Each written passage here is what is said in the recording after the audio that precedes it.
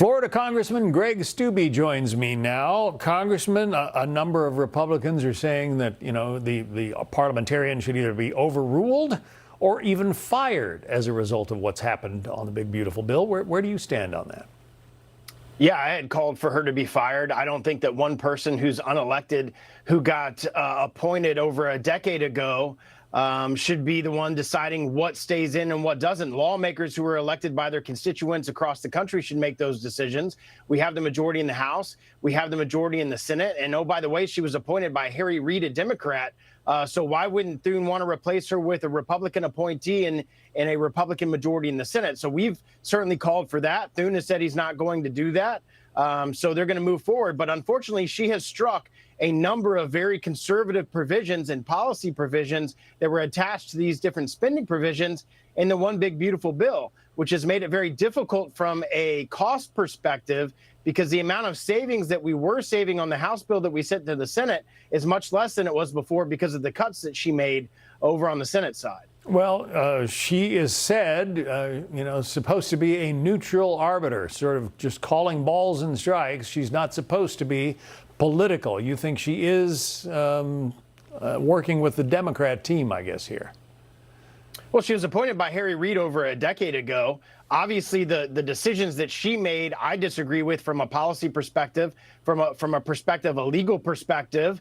And you got one person who's appointed, was appointed over a decade ago by Harry Reid, determining what stays in President Trump's one big beautiful bill and what doesn't.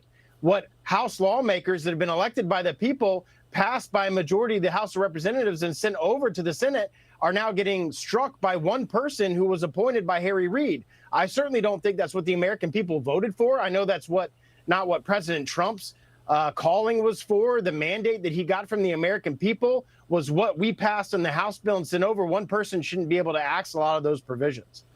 So the Senate is saying that maybe 15% of the bill that you sent them from the House has been changed. Do you see huge roadblocks in trying to reconcile the two?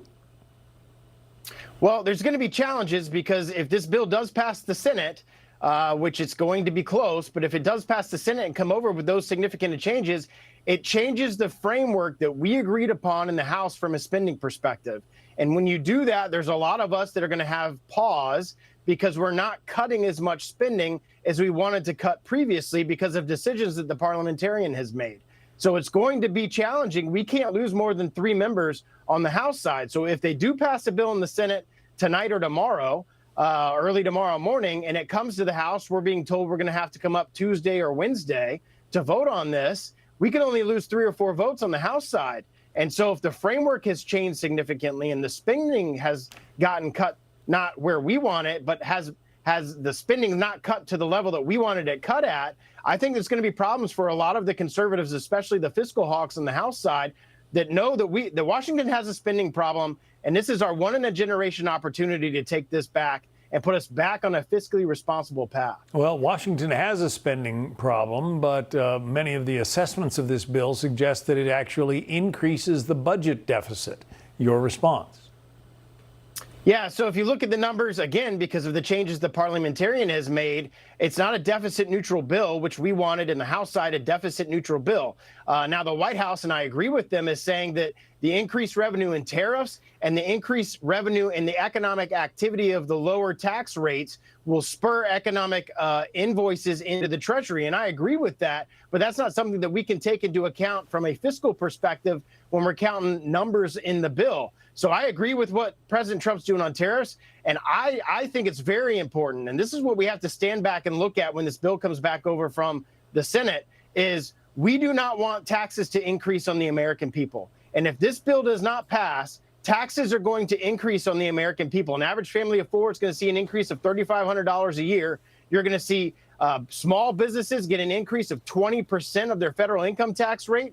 The economic growth that we're seeing under President Trump would go down, because suddenly taxes are going to go up on every American, especially working families. We do not want that to happen. I do not want that to happen. We have to get his Tax Cuts and Jobs Act made permanent, and we have to get these tax cuts through. Otherwise, taxes are going to go up at the end of the year on the American people, and we can't let that happen. Florida Congressman Greg Steube. Congressman, thanks for coming on today.